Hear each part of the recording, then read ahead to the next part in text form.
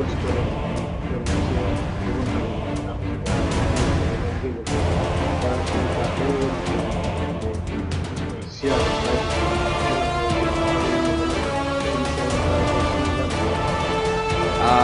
गिबियावनो बर'नि news portal नागिरि बयनिसिमबो सिबिनाय आरो खुलुमनायखौ बावहरग्रोदों।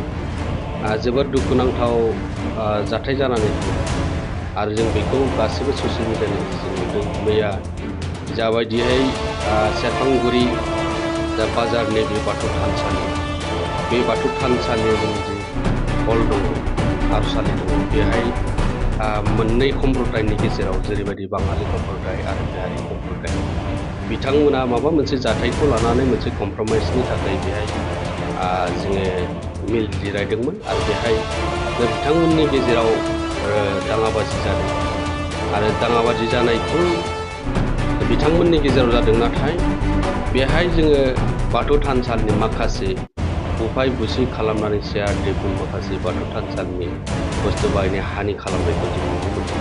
बे गमामायैनो जोंनि बर' समाज आरो जोंनि बाथौआरि हिसाबै जोंनि बाथौ थानसालियाव बेबायदि मोननै सम्प्रदायनि गेजेराव माबा मोनसे जेंना जानानै आरो जोंनि बे थानसालि सिङाव जिरायनानै बेबायदि सावरायनायनि गेजेरजों मोनसे बोराइ बाथौनि सेराव जों आर'ज सेराव जों गाबो, जों गोजोन थासारिखौ जों बिनि गेजेरजों लाबोयो।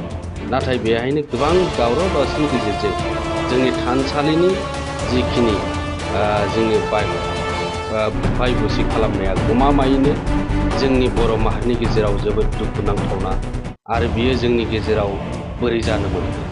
जों नोजोर होदों अल बाथौ क'र्डिनेशन कमिटिनि गाहाय लिंथुमगिरि हिसाबै आरो दुलाराय बाथौ गौथुमनि गाहाय नेहाथारि हिसाबै बे जाथायखौ जों कन्डेम खालामो। मानो होनब्ला बिथांमोना दिनै थानसालिनि गेजेराव जाबायदि जोंखौ हानि खालामबाय, क्षति खालामबाय, बिनि निस्सय क्षतिपुरनखौ बिथांमोना होथारनांगोन आरो जुदि क्षतिपुरनखौ जुदि होआब्ला बेखौ जोङो क'र्डिनेशन कमिटिनिफ्रायबो बिनि बेबस्था राहा लानाय जागोन, आयेननि राहा लानाय जागोन।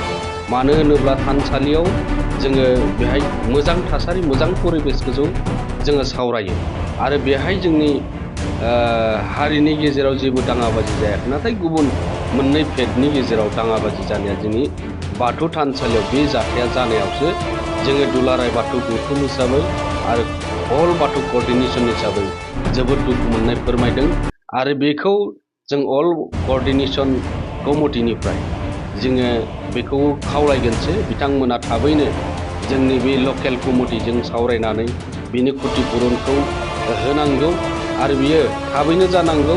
नङाब्ला जोङो दिनै 24 घन्टानि गेजेराव जुदि बिनि मिमांसाया जुदि जायाब्ला जों बेखौ आयेननि राहा लागोन आरो बेखौ जों दुलाराय बाथौ गौथुम आरो अल बाथौ क'र्डिनेशन कमिटिनिफ्रायबो जों बेखौ मैखोमै राहा लागोन आरो जोंनि बाथौआरिफोरनि गेजेराव जों खौसे जानानै जों खामानि मावनांगोन।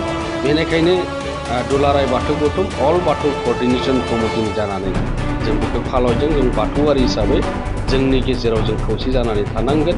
नङाब्ला बेबायदिनो गुबुन हारि माहारिफोरनिफ्रायबो बेबायदि जुदि जाथायफोरखौ लानानै जोंनि थानसालिफ्राव सावरायलायोब्ला बे जाथाया दिनै नङा आरो गाबोनबो बांनो हागौ।